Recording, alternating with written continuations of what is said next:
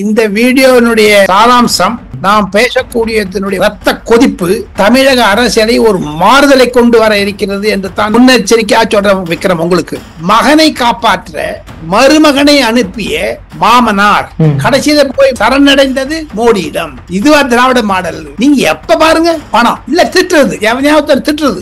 நரேந்திர மோடி ஒழிக, அமித்ஷா ஒழிக, ஆளுநர் ஒழிக, எடப்பாடி ஒழிக, ராஜகோபால் ஒழிக, விக்ரம் ஒழிக, வாழறது இவங்க குடும்பம். அவர்களை ஓட ஓட விடுவார் நரேந்திர மோடி. பார்த்துட்டே இருந்தேன். ஜூன் ஜூலை இடி மோடிக்கு எல்லாம் பயப்பட மாட்டேன்னு சொன்னாரு. யார் சொன்னாரு? நீங்க மோடிக்கு பயப்பட வேண்டாம், ஈடிக்கு பயப்பட வேண்டாம். பயந்தவங்க யாரு பயந்தாங்க? உதயநிதிக்கா பயந்தாங்களா? யாருக்கா பயந்து உள்ள தலைமறைவா இருக்காங்க? தைரியம் தான் வர சொல்லுங்களா. ஜூன் 3ஆம் தேதி அவனுடைய பர்த்டேக்காக 1ஆம் தேதி அன்னைக்கு டிஸ்ட்ரிக்ட் செக்ரட்டரிஸ் மீட்டிங் கூப்பிட்டுருக்காங்க. நான் வெயிட் பண்றேன் வாங்க கடிதம் எழுதிக்கிறேன். படிச்சேன் இன்னைக்கு. அந்த கடிதம் கையில வரதுக்கு முன்னாடி ஒரு அரஸ்ட் இருக்கு, எழுதி வச்சுங்க.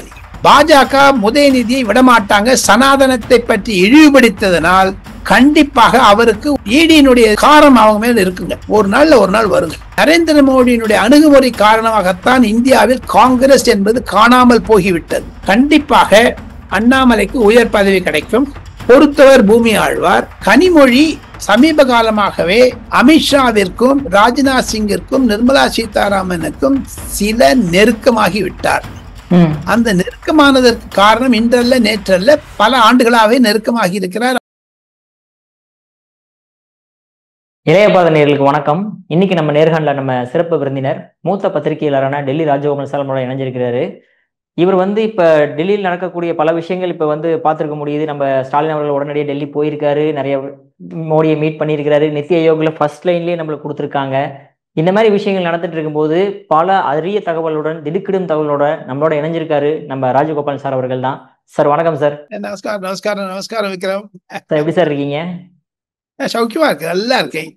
என்ன சார் இந்த வீடியோனுடைய சாராம்சம் நாம் பேசக்கூடியதனுடைய ஒரு ரத்த கொதிப்பு, நாம் பேச இருக்கக்கூடிய இந்த விஷயங்கள் தமிழக அரசியலை ஒரு மாறுதலை கொண்டு வர இருக்கிறது என்று தான் நான் என் முன்னெச்சரிக்கையா சொல்றேன் விக்ரம். உங்களுக்கு சொல்றேன், நேயர்களுக்கும் சொல்றேன். அவ்வளவு பதட்டமான சூழ்நிலை, அவ்வளவு பரபரப்பான சூழ்நிலை, அவ்வளவு யோகிதம் இல்லாத செயல். அயோக்கியம் சொன்னா வம்பாயிடும். யோகிதம் இல்லாத செயல்கள். மகனை காப்பாற்ற மருமகனை அனுப்பிய மாமனார் கடைசியில போய் சரணடைந்தது மோடியிடம். என்னங்க இது? இதுவா திராவிட மாடல் விக்ரம்? ஒன்று நிச்சயம். நரேந்திர மோடி ஆபரேஷன் சிந்தூருக்கு முன்னதாக உத்தரப்பிரதேசத்தில் 2000 பிளேன் எல்லாம் லேண்ட் பண்ண வச்சாரு. அங்கதான் அடிக்க போறாங்க. அங்க பார்த்தாங்க. கடைசியில அரக்கோணத்துல இருந்து ஒரு பிளேன் கிளம்பி டெல்லி பக்கம் வந்து அதுன்னு நினைச்சாங்க. அதுல டம்மி போட்டார் நிறைய. ஆனா ஸ்ட்ரைக் பண்ணது ஒரு இடத்துல, அங்க பிளேன் கிளம்பினது ஒரு இடத்துல. இந்த வரைக்கும் யாருக்கு தெரியாது எந்த இடத்துல இருந்து பிளேன் கிளம்பினதுன்னு. அவ்வளவு ரகசியமாக துல்லியமாக ஆபரேஷன் சிந்தூரை செய்த நரேந்திர மோடிக்கு கண்டிப்பாக திராவிட முன்னேற்ற கழகம் தன்னுடைய எதிரி நம்பர் 1, ஊழல் நம்பர் எதிரி 1, என்னென்ன தொழில் அதாவது ராமேஸ்வரத்தில் பேசினாரோ நரேந்திர மோடி அவர்கள் பொதுக்கூட்டத்தில், அதையும் 2024 லோக்சபா தேர்தலின் போது பேசியதை எல்லாம் ஒன்று இணைத்து வைத்து பார்த்தால் தமிழகம் ஒரு போதை கிடங்கு ஆகிவிட்டது. அமைதி பூங்கா அல்ல, போதை கிடங்கு. அதையும் தவிர நரேந்திர மோடி சொன்ன மாதிரி எதற்கெடுத்தாலும் அழுது கொண்டே இருக்கிறார்கள் என்று சொல்லுகிறார். உதாரணத்திற்கு நரேந்திர மோடியும் மு.க. ஸ்டாலினும் சந்திரபாபு நாயுடு இருக்க புகைப்படத்தை பார்த்தோம். சந்திரபாபு நாயுடு டெல்லிக்கு பல திட்டங்களை அள்ளி செல்லி வருகிறார். அவ அழறது கிடையாது. மூக்கால எப்ப பார்த்தாலும் பணம் ஒண்ணும் கேட்கறது கிடையாது. நீங்க எப்ப பாருங்க பணம் இல்ல திட்டுறது, எவனையாவது திட்டுறது. நரேந்திர மோடி ஒழிக, அமித்ஷா ஒழிக, ஆளுநர் ஒழிக, எடப்பாடி ஒழிக, ராஜகோபால் ஒழிக, விக்ரம் ஒழிக, வாழறது இவங்க குடும்பம். ஆக மொத்தம் டெல்லி விஜயம் என்பது வெற்றிகரமாக இருந்தாலும் நரேந்திர மோடி விடமாட்டார் திமுகவை என்றுதான் ஆரம்பிக்கிறேன் என்னுடைய சார். Okay sir. பட் ஆனா இருந்தாலுமே நித்தி ஆயோக்ல அவருக்கு ஸ்டாலின் அவர்களுக்கு ஃப்ரண்ட் லைன்ல முன்னுரிமை கொடுக்குற அளவுக்கு அப்புறம் என்ன சார் அதுல என்ன சார் இருக்கு? அப்புறம் பாஜகவும் இங்க மிஸ்டேக் பண்றான்னு சொல்லாமே. தவறான கருத்து. அரசாங்கம் வேறு, அரசியல் வேறு.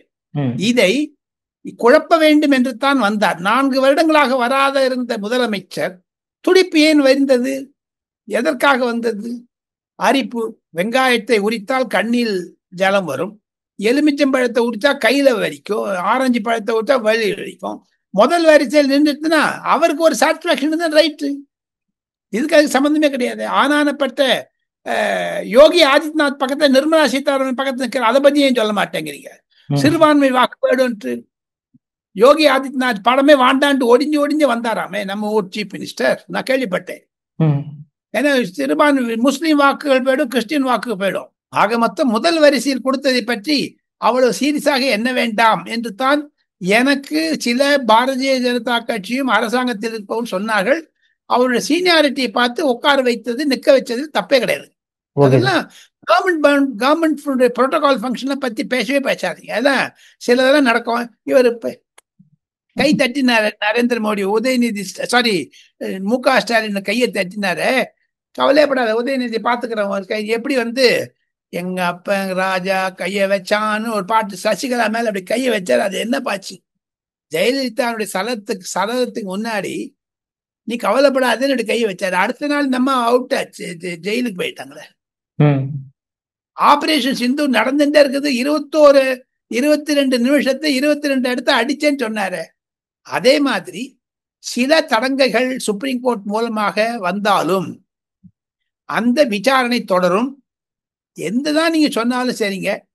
நீங்க சொல்ற மாதிரி பல கருத்துக்களை முன் வைத்தாலும் கூடிய விரைவில் என்னை பொறுத்த மட்டில் ஆகாஷ் பாஸ்கரன் அகப்படுவான், கார்த்திக் விசாகன் அகப்படுவான், செந்தில் அகப்படுவான், ரிதேஷ் அகப்படுவான்.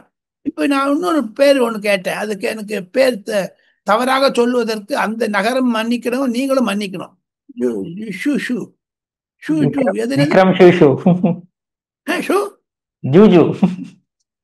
ஜூஜுவா? ஆளுக்கு ஒரு சைடு சொல்றாங்க சார் அப்படி. ஆமா, அவர்கள்லாம் ஓட விடுவார் நரேந்திர மோடி, பார்த்துட்டே இருக்கு. June July. ஸ்டாலின் அவர்கள் மோடியை பார்த்து எந்த மாதிரி கோரிக்கைகள் வைத்தார் சார் அவரு? அரசாங்கத்துக்கு அரசாங்கம் செய்தா போச்சுங்க. எந்த கோரிக்கை வச்சாலும் சரி, தமிழக அரசாங்கம் செய்யக்கூடிய இரட்டை நிலைப்பாடு, டபுள் ஸ்டாண்டர்டிசம் என்று சொன்னால், நான் சற்று முன்னதாக ஆங்கில தொலைக்காட்சி ரிப்பப்ளிக்கில் பேட்டி கொடுத்து கொண்டிருந்த போது இதைத்தான் சொன்னேன். ஒரு பக்கத்தை சுப்ரீம் கோர்ட்ல போய் கேஸ் போட்டிருக்காங்க, 2300 கோடி அந்த பிஎம்சி ஃபண்ட் கொடுன்னுட்டு. நேற்று சீஃப் மினிஸ்டர் பக்கத்து வேற கேட்டிருக்காங்க. இது என்னங்க இரட்டை நிலைப்பாடு? ஒன்னு you go to approach supreme court, இல்லையா நேர பாரு, ரெண்டுத்தையும் பண்ணிட்டு இது சிக்கல்ல மாட்டி விடுவாங்க. இந்த லாயர்ஸ்ல மாட்டி வர்றது திமுக விட வேற யாருமே பண்றது கிடையாது.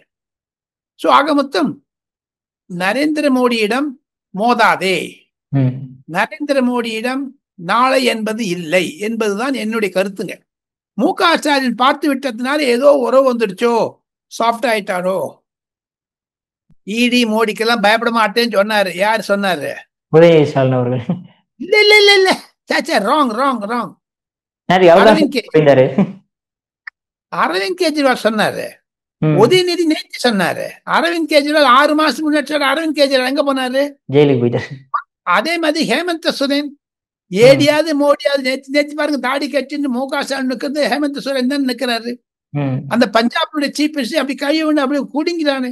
2024க்கு பிறகு 3வது முறையாக பிரதமரை தேர்ந்தெடுக்க விடமாட்டோம் என்று, நரேந்திர மோடியை விடமாட்டோம் என்று சொல்ல சூருளை உழைத்த மு.க. ஸ்டாலின் நேற்று அவர் ரெக்கக்னைஸ் பண்ணாரா இல்லையா? மு.க. ஸ்டாலின் நரேந்திர மோடி இஸ் எ டால் ஃபிகர்னு சொல்லுங்க பாப்போம். அப்படியா இருந்ததுன்னா 2019 நான் ராகுல் காந்தியை முதல் பிரதமராக தேர்ந்தெடுப்பேன்லாம் சொன்னாங்களே, ஆச்சாரா? ஆனார் அவரு? எது இருந்தாலும் யானை வரும் முன்னே மணி ஓசை வரும் பின்னே என்பது போன்று ஏங்க கனிமொழி முன்னாடி அனுப்பிச்சு ஒரு ஸ்டேஜ் செட் பண்றது, டைம் கேட்கறது, கெஞ்சறது, இதுல நிச்சயமாக ஏதோ தயவு கேட்டிருக்காரு. தயவு செய்ய மாட்டார் நரேந்திர மோடி என்பதுதான் எனக்கு கிடைக்கக்கூடிய ஃபீட்பேக்குங்க. நரேந்திர மோடி சரியான வெக்கரத்தை வைப்பாருங்க. Okay sir. அதே மாதிரி நீங்க சொன்ன மாதிரி ரித்தீஷுக்கும் ஆகாஷ் பாஸ்கரன் மற்றும் இந்த விக்ரம் ஜிஜு அவங்கள மாதிரி ஆட்களுக்கெல்லாம் உதயநிதியோட தொடர்பு இருக்கு அப்படின்ற மாதிரி எல்லாம் பேசிக்கிறாங்களே சார், அது ரியாலிட்டி என்ன சார்? அதுல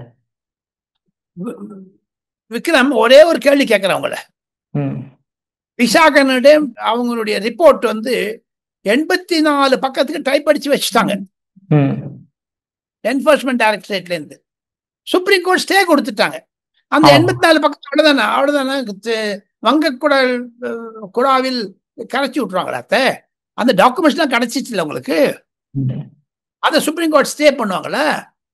இப்ப நாளைக்கு இந்த 84 பக்கத்தை வச்சிருந்தாலும் சுப்ரீம் கோர்ட் அஃபிடேவிட் பண்ண தயாராயிட்டாங்க. உங்களுக்கு ஒரு பிரேக்கிங் ஸ்டோரி சொல்றேன். என்போர்ஸ்மெண்ட் டைரக்டரேட் டெல்லியில் ஒரு லீகல் செல் இருக்குதுங்க. அதுக்கு 5 சீனியர் அட்வொகேட்ஸ் தான் சேர்மன். அந்த ஒரு லீகல் செல்லுக்கு 5 அட்வொகேட் இருக்காங்க. அதுல 2 பேர் எனக்கு நல்லா தெரியுங்க. தாஜ் மான்சிங்கிற இடத்துல ஹோட்டல் இருக்குதுங்க டெல்லியில. அது பக்கத்துல என்போர்ஸ்மெண்ட் டைரக்டர் ஆஃபீஸ் இருக்குங்க. 7 மாடி கட்டுறோம்.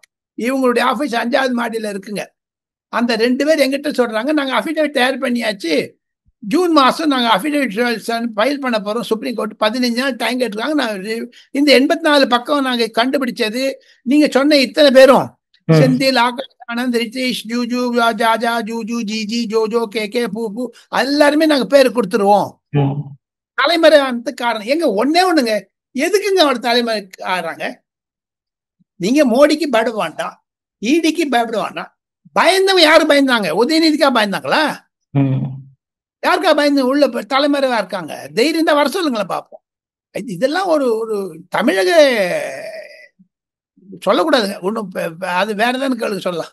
Okay sir. அதே மாதிரி இப்போ சுப்ரீம் கோர்ட் வந்து என்போர்ஸ்மெண்ட் டைரக்டரேட் வந்து எல்லையை மீறி நீங்க செயல்படுறீங்க, ஒரு தனி நபரை கூப்பிட்டு விசாரிக்கிறத விட்டுவிட்டு நீங்க டாஸ்மாக்ன்ற ஒரு விஷயத்தையே கொண்டு இந்த மாதிரி பல விஷயங்கள் சொல்லியிருக்காங்களே சார், இதனால வந்து ஈடிக்கு வந்து ஒரு தடை ஏற்படுமா?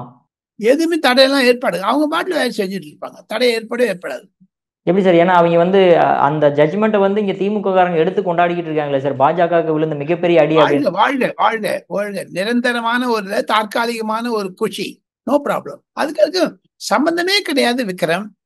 நான் கேள்விப்பட்ட அரசியல் ரீதியாக, அலுவலக ரீதியாக, ஆபீசர்ஸ் ரீதியாக பார்த்தால் இது ஒரு தற்காலிக வெற்றி திராவிட முன்னேற்ற கழகத்திற்கு என்று சொல்லி திமுகவை பாஜக விடாது. துரத்தி அடிக்குங்க, நிச்சயம் வச்சுங்க.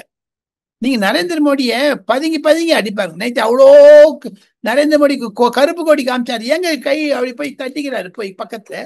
எதுக்குங்க? சீட்டு நெடுல உட்காந்துக்காரு. பாத்தீங்களா? நான் சோசியல் மீடியால நிறைய காமெண்ட்ஸ் வந்தது. ஊந்துறாரு போல இருக்குது அப்படின்னு ஒன்னும் அப்படி மொனையில உட்காந்துருக்காரு. ஒரு கம்ஃபர்டபுளா இல்லை, அவ்வளவு டென்ஷன் இருக்குது உள்ள. காரணம் என்ன என்று கேட்டால், மகனை காப்பதற்காக மருமகனை அனுப்பிய மாமனார் என்று தான் டெல்லியில் சொல்லுகிறார்கள். இன்னைக்கு எடப்பாடி பழனிசாமியும் நயினார் நாகேந்திரனும் சில முக்கிய பாஜக தலைவர்கள் கொடுத்திருக்கிற அறிக்கை கண்டிப்பாக அதை பற்றி அலச வேண்டியது நியாயம். மு.க. ஸ்டாலின் தன்னுடைய தம்பிகளுக்கு கடிதம் எழுதியிருப்பதையும் படிக்க வேண்டியது நியாயம். இதிலிருந்து ஒன்று தெரிகிறது. ஜூன் 3ஆம் தேதி ஐயானுடைய அப்பாவுடைய பர்த்டேக்காக 1ஆம் தேதி அன்னைக்கு டிஸ்ட்ரிக்ட் செக்ரட்டரிஸ் மீட்டிங் கூப்பிட்டுருக்காங்க. நான் வெயிட் பண்றேன் வாங்க, கடிதம் எழுதிக்க நான் படிச்சேன் இன்னைக்கு. Okay sir. அந்த கடிதம் கையில வரதுக்கு முன்னாடி ஒரு அரெஸ்ட் இருக்கும், எழுதி வச்சுங்க நீங்க. ஓகே, வித்தின் 5 டேஸ்ல ஒரு அரெஸ்ட் இருக்கு நிச்சயமா. Okay sir. இப்படி திமுக வந்து இது பண்ணும்போது அப்புறம் கனிமொழி அவர்கள் எதுக்கு சார் செலக்ட் பண்ணணும் அந்த ஃபாரின் டெலிகேஷன்ன்ற விஷயத்துக்கு? அவர் சிசிஎம் 3 தடவை எம்பியா இருந்திருக்காங்க, 2 தடவை ராஜ்யசபா, 1 தடவை லோக்சபா, 2 தடவை எலெக்ட் பண்ணியிருக்காங்க. அது தவிர அந்த கனிமொழியினுடைய தேர்ந்தெடுப்பு என்பது அது ஒரு பெரிய ரகசியங்க. அது நிறைய பேர் சொல்லணுங்க. தமிழ்நாட்டினுடைய நேயர்களுக்கு இளைய பாரதம் மூலமாக, விக்ரம் மூலமாக, கோபிநாத் மூலமாக அந்த செய்தி பரவலாக சொல்ல வேண்டும். கனிமொழி சமீப காலமாகவே அமித்ஷாவிற்கும் ராஜ்நாத் சிங்கிற்கும் நிர்மலா சீதாராமனுக்கும் சில நெருக்கமாகி விட்டார். அந்த நெருக்கமானதற்கு காரணம் இன்றல்ல நேற்றல்ல, பல ஆண்டுகளாகவே நெருக்கமாகி இருக்கிறார். ஆனால் 2024 மீண்டும் 3வது முறையாக பிரதமராக வந்த பிறகு பேசிக்கலி ஜஸ்வந்த் சிங், அடல் பிகாரி வாஜ்பாய், அத்வானி போன்றவங்க கனிமொழி மேல ஒரு சாஃப்ட் கார்னர் எப்பவுமே உண்டுங்க. இன்னைக்கு நேத்தியும் கிடையாதுங்க. அவங்க 2Gல அரெஸ்ட் பண்ண போது கூட ஜஸ்வந்த் சிங் ராஜ்யசபால சொன்னாருங்க, இந்த மாதிரிலாம் நீங்க அரெஸ்ட் பண்ணாதேன்னு. காங்கிரஸை வார்ன் பண்ணாரு. அந்த மாதிரி சமயத்துல இப்ப பாருங்க, சரத்பவாருடைய மகள் பேரு சுப்ரியா சூலேன்னு பேரு. அந்த அம்மா எனக்கு நல்லா தெரியுங்க. நாடாளுமன்றத்தில், அந்த பழைய நாடாளுமன்றத்தில், அதாவது கடந்த 20 ஆண்டுகளாக இந்த 2 பேரையுமே நன்றாக தெரியும். சுப்ரியா சூலேக்கும் கனிமொழிக்கும் நெருக்கமான தொடர்பு உண்டு, நகமும் சதையும் போன்று. இன்னும் சொல்ல போனா இது என்னதுங்க இது? செல்போனுடைய கவர் இல்ல, இதுல வாட்ஸ்அப் தினம் 2 பேரும் காஃபி. அந்த அம்மா பதில் போடும், yes I had taken. Are you in Moscow? She will say I am in some other place அப்படின்னு. இவங்க 2 பேரும் நல்ல நட்பு. அமித்ஷாக்கு தெரியும். திராவிட முன்னேற்ற கழகத்தில் நடக்கக்கூடிய குடும்ப சண்டை, கட்சி சண்டை, பர்சனல் சண்டை எல்லாம் சுப்ரியா சூலே மூலமாக சரத்பவாருக்கும் அமித்ஷாவிற்கும் தெரிவிக்கப்படுகிறது என்ற குற்றச்சாட்டை நான் இளைய பாரத நேயர்களுக்கு சொல்ல ஆசைப்படுகிறேன். அந்த அம்மா ஒரு ஏக்நாத் ஷிண்டே மாதிரி ஆயிடுவான்னு கேட்டீங்கன்னா ஆக மாட்டாங்க. நீங்க பையனுக்கு வசதி கொடுத்துட்ட அப்புறம் பரவலாக பேசப்படுவது, 1 வருடத்திற்கு முன்னதாக பையனுக்கு பதவி உயர்வு கொடுத்த பிறகு தோழமை கட்சிகளிடம் சரி, முதலமைச்சர் மு க ஸ்டாலினுக்கு தூக்கம் வராமல் இருப்பதும் சரி, முதலமைச்சர் மு க ஸ்டாலினுக்கு கட்சியுள்ள இருக்கக்கூடிய பெரிய பெரிய தலைவர்கள் எல்லாம் உதயநிதியை கண்டிக்காமல் வைணவம் சைவம் என்று நின்று கொண்டு பண்றேன், உட்கார்ந்து பண்றேன்னு சொல்லி பதவி இழந்த பொன்முடியும் சரி, செந்தில் பாலாஜியும் சரி, இவங்களெல்லாம் யாரை ப்ரொடெக்ட் பண்றாங்க? உதயநிதியை. பட் உதயநிதி ப்ரொடெக்ட் பண்றதுக்கு ஈக்குவலா இங்க கொளுத்தி போட்டு நிறைய நடக்குது டெல்லியில. இதெல்லாம் தெரிய மாட்டேங்குது. காரணம் என்ன என்று கேட்டால், மிக மிக ஒரு மரியாதையுடன் சொல்லுகிறேன், கருணாநிதி ஐயாவினுடைய 2 மனைவிகளும் நம்மிடம் இருக்கிறார்கள். எல்லாருமே 90 வயசு நீண்ட நாள் இருக்க வேண்டும் என்று பிரார்த்தனை. இருப்பினும் ராஜாத்தி அம்மாள் மனதில் இருப்பது கனிமொழியை ஒதுக்கி விட்டார்களோ என்ற எண்ணம் அந்த அம்மாக்கு இன்னும் இருக்குது. தோ she may be in bedridden. இன்னமும் அரசியல் பண்ணணும்னு நினைக்கிறாங்க. ஏன்னா ஒரு அரசியல்வாதியுடைய துணைவியரா இருந்ததுன்னா அரசியல்வாதி. தயாளு அம்மாளுக்கு தான் நினைவு தெரியுதோ தெரியாதோ, இருந்தாலும் தேர் ஆல் ஓல்டர் பீப்புள். அவங்களுக்குள்ள மனசுல இருக்கு தன் பொண்ணை ஒதுக்கி விட்டுறாங்களேன்னு. ஸோ அதை பேலன்ஸ் பண்றதுக்காக தான், கனிமொழியை குஷி பண்றதுக்காக தான் நரேந்திர மோடியை பர்சனலா செலக்ட் பண்ண சுப்ரியா சூலேயும் சசி தரூரையும் கனிமொழியும். இதுதான் பெரிய டாப் சீக்ரெட் ஃபார் இளைய பாரதம் நேயர்கள். டெல்லியில் இருக்கக்கூடிய பல வருடங்களாக நான் நேரில் பார்த்ததை, இதுக்கு 3rd பர்சன் கூட இருக்காங்க. சுக்பீர் சிங் பாதலுடைய ஒய்ஃப் ஹரிசிமரன் சிங் கவுர்னு பேரு. அந்த அம்மா இப்ப சிட்டிங் எம்பி. அந்த அம்மா கூட இந்த 3 பேரோட ஒன்னா இருப்பாங்க. இந்த 3 பேரும் நிர்மலா சீதாராமனுக்கு கூட இருக்க அந்த ஒரு சுத்திட்டே வருது பாருங்க, ஆர்பிட்ஸ், நவகிரகங்கள் சுத்துறாம சுத்திட்டே இருப்பாங்க அவங்க எல்லாம். ஆக மொத்தம் ஏதோ ஒரு சக்தி இயக்குகிறது கனிமொழியையும் சுப்ரியா சூலேயும். ஆக மொத்தம் அவர்கள் தான் திராவிட முன்னேற்ற கழகத்தை காப்பாத்தினாலும் காப்பாத்தலாம், இல்ல காமிச்சு கொடுத்தாலும் கொடுக்கும். பட் ஆனா இப்ப நம்ம ஸ்டாலின் அவர்கள் வெளியே பிரஸ் மீட் கொடுக்கறதா இருக்கட்டும் சரி, உதயநிதி ஸ்டாலின் அவர்கள் பிரஸ் மீட் கொடுக்கறதா இருக்கட்டும் சரி, நாங்க ஈடிக்கும் பயப்பட மாட்டோம், மோடிக்கும் பயப்பட மாட்டோன்ற மாதிரி அந்த அளவு தைரியமா எப்படி சார் சொல்றாங்க? அப்புறம் அவங்க அது அவருடைய ஒரு தைரியத்தை தான் குறிப்பிட வேண்டும், அதற்கு பாராட்டு தெரிவிக்க வேண்டும். காரணம் என்ன என்று கேட்டால், இருவருமே நடித்தவர்கள், நடிப்பில் மிகவும் எக்ஸ்பீரியன்ஸ் உள்ளவங்க.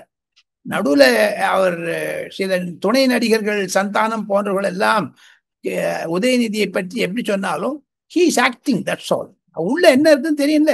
3 நாள் ஏங்க பேசல, நேத்தி பேசுறாரு.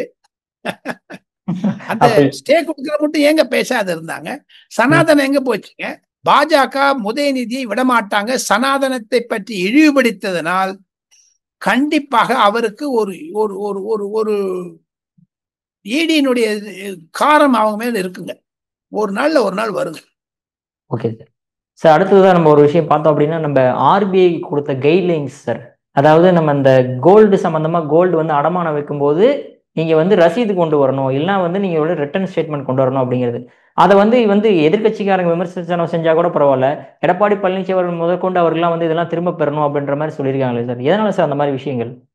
இது அரசாங்கத்தினுடைய கவர்மெண்ட்டுடைய ப்ரொசீஜர், புரோட்டோகால். மத்திய நிதி அமைச்சர் இது பற்றி விசாரித்து கொண்டு வருவதாக நான் கேள்விப்படுகிறேன். எது இருப்பினும் RBI, reserve bank of India செய்யக்கூடிய வருடத்திற்கு இருக்கக்கூடிய சர்க்குலர்ஸ் தான் இது. இப்ப பாருங்க, கேஒய்சியை மாத்தணும்னு சொன்னாங்க, அது வித்ட்ரா பண்ணியிருக்காங்க. அப்புறம் ரிசர்வ் பேங்க் கவர்னராக இருந்தவர் சக்திகாந்த் தாஸ், அவர் தமிழ் தெரிந்தவர், தமிழ்நாடு ஐஏஎஸ் ஆபீசராக இருந்தார், ஒரிசாவில் தான் இப்போது பிரதமருடைய செயலகத்தில் இருக்கிறார் தலைமைச் செயலராக. ஆக மொத்தம் அவர்களுக்கெல்லாம் இது பற்றி தெரியும். எடப்பாடி பழனிசாமியினுடைய ஒரு கோரிக்கை மத்திய அரசால் விசாரிக்கப்பட்டு வருகிறது. அதற்கு கூடிய விரைவில் அந்த உத்தரவு வாபஸ் பெற்றாலும் பெறுவார்கள் என்று தான் நான் கேள்விப்படுகிறேன். இருப்பினும் அரசியலுடைய அபிஷியல் கம்யூனிகேஷனா வெயிட் பண்ணுவது நல்லது. Okay sir. கடைசியாக ஒரே ஒரு கொஸ்டின் சார். இப்போ திடீர்னு தினமலர் அவர்கள் வந்து ஒரு நியூஸ் போட்டிருக்காங்க. என்னன்னா, தமிழ்நாட்டில் பாஜக தூங்குகிறதா அப்படின்ற மாதிரி கேள்வி எழுப்பியிருக்காங்க சார். அதாவது அண்ணாமலை அவர்கள் செயல்பாடு இருக்கும்போது பாஜகவோட செயல்பாடு அதிகமாக இருந்ததாகவும், அதிமுகவும் பாஜகவும் ஒன்றிணைந்த பிறகு பாஜகவோட செயல்பாடுகள் ரொம்ப கம்மியாகிவிட்டதாகவும் அந்த நியூஸ் ஆர்டிகளை வந்து விமர்சனம் பண்ணியிருக்காங்க சார். இதை நீங்க எப்படி பாக்குறீங்க? இதை நீங்க கடந்த 45 ஆண்டுகளாக பாஜகவை அறிந்தவன் நான். 1980 அடல் பிஹாரி வாஜ்பாய், அத்வானி, குஷாபாவ் தாக்கரே, வெங்கையா நாயுடு, பிரமோத் மகாஜன் மற்றும் கோபிநாத் முண்டே, அனந்த்குமார், சுஷ்மா ஸ்வராஜ், அருண் ஜேட்லி போன்றவர்களுடைய நட்பின் காரணமாக சமீப காலமாக நரேந்திர மோடி பதவிக்கு வந்த பிறகு 2014க்கு பிறகு பாஜகவில் ஒரு புது திருப்பத்தை நான் பார்க்கிறேன். காங்கிரசிற்கு பயந்து கொண்டிருந்தது பாஜக அடல் பிஹாரி வாஜ்பாய் சமயத்தில். அதற்காகத்தான் ராமர் கோவிலையும் ஆர்டிகிள் 377ஐயும் யூசிசி, ட்ரிபிள் தலாக் போன்றவை எல்லாம் திமுகவுடன் உறவு என்பதற்காகத்தான் ஒதுக்கி வைத்து செய்தார்கள். ஆனால் நரேந்திர மோடியோ வெட்டு 1 துண்டு 2 என்று சொல்லக்கூடிய அளவிற்கு ஆளுமை படைத்தவர். நரேந்திர மோடியினுடைய அணுகுமுறை காரணமாகத்தான் இந்தியாவில் காங்கிரஸ் என்பது காணாமல் போகிவிட்டது. மதிமுகவை விட மிக மிக மோசமான நிலையில் இருக்கிறது காங்கிரஸ். ராகுல் காந்தி காங்கிரஸ் முக்த் பாரத் என்று சொல்லி அவர் அவ்வளவு தும்சம் பண்ணாருங்க. நம்ம ஊர்ல சூரசம்மாரம் நான் ஒரு உற்சவத்தை பார்ப்பேன் சின்ன வயசுல. திருச்செந்தூர்ல, சைதாப்பேட்டையில கார்னேஸ்வரர் கோவில்ல, அப்புறமா வந்து மயிலாப்பூர்ல கபாலீஸ்வரர் கோவில், அந்த சூரசம்மாரம் தலையை வருவாங்க, ஒரு அம்பை அடிப்பாங்க, அந்த தலை கீழே ஊந்துடும். அந்த மாதிரி பல அம்புகளை தொடுத்தவர் நரேந்திர மோடி. வாஜ்பாய்னா கொஞ்சம் சாஃப்ட் கார்னர் வச்சுக்கலாம், வயா மீடியம், லெப்ட் கிடையாது ரைட்டு கிடையாது, அப்படி போவாரு. நரேந்திர மோடி அது மாதிரி கிடையாது, வெட்டு 1 துண்டு 2. தமிழகத்தில் கண்டிப்பாக ஒரு மாற்றத்தை வேண்டும், திமுகவை ஒழிக்க வேண்டும் என்பதற்காகத்தான் நரேந்திர மோடியும் அமித்ஷாவும் நட்டாவும் பாரதிய ஜனதா கட்சியுடைய மத்திய செயற்குழுவும் முடிவு செய்தது. அண்ணாமலை பெரிய பதவி கொடுத்து என் மண் என் மக்கள் யாத்திரை செய்தார்கள். அண்ணாமலையினுடைய சிறப்பான ஒரு சேவைக்கு மத்திய பாஜக அவருக்கு சரியான சன்மானம் கொடுக்க இருக்கிறது. இது ஒரு பாட்டு. பழைய பாஜக தலைவர்களை விட அண்ணாமலை சரியாக தமிழகத்தில் பாஜக திக்குமுக்கெல்லாம் கார்னர் எல்லாம் போய் பிரச்சாரம் பண்ணார். அது ஒரு செகண்ட் பார்ட். அண்ணாமலை யாரை வைத்து பண்ணார்? நரேந்திர மோடியை வைத்து. இரா கணேசன் 80 வயது தான் சதாபிஷேகம் ஆச்சு அவருக்கு. ஜனா கிருஷ்ணமூர்த்தி இருந்தார், அவருக்கு நேற்று தான் பிறந்த நாள், வந்து 97 இயர்ஸ் இருந்திருப்பாரு. இருந்தாருன்னா அவர் தமிழ ஜனதா கட்சி தலைவர். அதே மாதிரி நிறைய பேர் இருந்திருக்காங்க. எல் முருகன் கூட இருந்திருக்காரு. எல் முருகனுக்கு பதவி கொடுத்து வச்சாங்களா இல்லையா? அதே மாதிரி நிறைய பேருக்கு பதவி கொடுத்தாங்களா இல்லையா? அண்ணாமலைக்கு பதவி கொடுத்தோம். எனக்கு கிடைக்கக்கூடிய தகவல்கள் கண்டிப்பாக அண்ணாமலைக்கு ஒரு பெரிய பதவி காத்து கொண்டிருக்கிறது. இந்த ஆபரேஷன் சிந்தூர் வந்ததுனால கொஞ்சம் டிலே ஆயிடுச்சு. பொறுத்தார் பூமி ஆழ்வார்.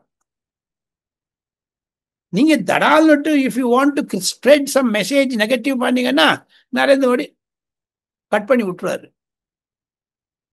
ஆனால் தமிழகத்தில் பாஜக தூங்கவில்லை என்றுதான் நயினார் நாகேந்திரன் மூலமாக பிரதி தினம் அவருடன் தொடர்பு கொண்டிருக்கிறார்கள். நயினார் நாகேந்திரன் வந்ததுனால அதிமுகவும் திமுகவுக்கு இந்த விரோதம் போய் இப்போ ஒன்னாக ஆரம்பிச்சிருக்காங்க. நயினார் நாகேந்திரன் 4 முறை எம்எல்ஏக்கும் பாராளுமன்றத்துக்கு கண்டெஸ்ட் பண்ணுவார். பொதுமக்களை பிரதி தினம் பார்த்துக்கொண்டு அவர் ஒரு வியாபாரி, அவர் ஒரு தொழிலதிபர், ஹோட்டல் நடத்துறார், செயின் ஆஃப் ஹோட்டல்ஸ், அட்மினிஸ்ட்ரேஷன் தெரிஞ்சவர், அரசியல் தெரிஞ்சவர். அம்மையார் ஜெயலலிதாவிட மந்திரி பதவியில் இருந்தவர், மந்திரியாக இருந்தவர். எடப்பாடி பழனிசாமிக்கு சீனியர் வேற, அதிமுக சீனியர்னா என்ன, ஒரு ரேங்கிங்ல. இதெல்லாம் வச்சு ஒரு கன்சாலிடேட் பண்ணி பார்த்தீங்கன்னா, I come back to the original point. Narendra Modi என்பவரிடம் நாளை என்பது கிடையாது. ஒரு ஸ்மூத் டிரான்சிஷன். அண்ணாமலை கிட்டேந்து நயினார் நாகேந்திரன் உட்கார வச்சுட்டாங்க. சில எதிர்வினைகள்லாம் இது யார் கொடுக்குறாங்கன்னு மத்திய பாஜகவிற்கு தெரியும். அமித்ஷாவிற்கு தெரியும். இந்த ஆபரேஷன் சிந்தூர் கொஞ்சம் டீரெயில் பண்ணிடுச்சு அமித்ஷாவுடைய கான்சென்ட்ரேஷன் மேலமாக. அந்த டீரெயில் பண்ணது தவிர நேற்று MK ஸ்டாலின் போய் பிரைம் மினிஸ்டர் பார்த்தது கொஞ்சம் டீரெயில் ஆயிடுச்சு. அதனால அவர் ஒன்றும் டீரெயில் ஆக மாட்டாங்க. பதவி தண்டவாளத்தில் தண்டவாளம் ஓடத்தான் ஓடணும்னா ஓட விடுவார். மூன்றாவதாக நயினார் நாகேந்திரனை பற்றி கடந்த 2 மாதங்களில் நல்ல ரிப்போர்ட் தான் சென்ட்ரல் பாஜகவிற்கு கிடைத்து வருகிறது. மத்திய பாஜக தலைமை அடுத்த ஓரிரு மாதங்களில் JP நட்டாவிற்கு அடுத்தது யார் என்று அவர்கள் முடிவு செய்வார்களே ஆனால் கண்டிப்பாக அதுல பாஜகவிற்கும் RSSக்கும் இடையே ஒரு சில கருத்து பரிமாற்றங்கள் நடந்து கொண்டு வருகின்றன. ஏற்றத்தாழ்வுகள் இருக்கத்தான் இருக்கிறது, வேறுபாடுகள் இருக்கத்தான் இருக்கிறது. அந்த ஒரு பர்டிகுலர் பர்சனை ஐடென்டிஃபை பண்ணிட்டாங்கன்னா அவங்கள பாஜகவுடைய உதாரணத்துக்கு சொல்லுகிறேன் பூபேந்தர் யாதவ், உதாரணத்துக்கு சொல்லுகிறேன் மனோகர்லால் கட்டர், உதாரணத்துக்கு சொல்லுகிறேன் XYZ. அவங்களை கண்டுபிடிச்சு உட்கார வச்சிட்டாங்கன்னா அப்புறம் தமிழ்நாடு மீது நிச்சயமாக ஒரு கவனம் செலுத்தப்படும். இன்னைக்கு மகாராஷ்டிராவில் இருக்காரு அமித்ஷா. அந்த ஆபரேஷன் சிந்தூர் முடிஞ்சிட்ட அப்புறம் மகாராஷ்டிரா பாலிடிக்ஸ், ஏன்னா மகாராஷ்டிராவில் செப்டம்பர்ல இது இருக்குங்க, சிவிக் எலெக்ஷன்ஸ். 34 நகராட்சி தேர்தல்கள், பல துணை நகராட்சி தேர்தல்கள் நடக்க இருக்கிறது, மும்பை உள்பட. மும்பை நகராட்சி என்பது 60,000 கோடி ரூபாய் சம்பாதிக்கிற பெரிய கார்பரேஷன். அது மினி கவர்மெண்ட். அதுக்கெல்லாம் முடிச்சிட்ட அப்புறம் தமிழ்நாட்டுக்கு வருவார்கள். எடப்பாடி பழனிசாமியுடைய தலைமையை பாஜக ஏற்றுக்கொண்டு விட்டது. அப்படித்தான் என்னுடைய கருத்துங்க. இதெல்லாம் கன்சாலிடேட் பண்ணி பார்த்தீங்கன்னா 1, 2, 3 சம்மரைஸ் பண்ணமான கண்டிப்பாக அண்ணாமலைக்கு உயர் பதவி கிடைக்கும். பொறுத்தவர் பூமி ஆழ்வார். நயினார் நாகேந்திரன் மீது நம்பிக்கை இருக்கிறது. பாஜகவினுடைய இன்னொரு மேஜர் ஷேர் உங்களுக்கு சொல்றேன். நான் கேள்விப்பட்டது, இது வதந்தி அல்ல, யார் ஒண்ணு என்ன ஒண்ணு சொல்லட்டும். நான் கேள்விப்பட்டது, இருட்டடிப்பை செய்யாமல் இளைய பாரதம் நேயர்களுக்கு ஒரே ஒரு வேண்டுகோள் என்ன என்று கேட்டால், அமித்ஷா சாதாரணமா விட்டுற மாட்டாரு DMK-வை. அமித்ஷா சாதாரணமா விட மாட்டாரு அண்ணாமலையை. அண்ணாமலையை அருகே வைத்துக் கொண்டு நிருபர்களிடம் என்ன சொன்னார், அவருக்கு இன்னும் தலைவர் தானேன்னு தான் சொன்னாரு எடப்பாடி பழனிசாமி வச்சு. அந்த டின்னர்ல அவரும் போன இருந்தாங்கல்ல எடப்பாடி பழனிசாமி வீட்டுக்கு. ஸோ அந்த விஷயத்தை பார்த்தீங்கன்னா கண்டிப்பாக அமித்ஷா தமிழகம் வர இருக்கிறார்.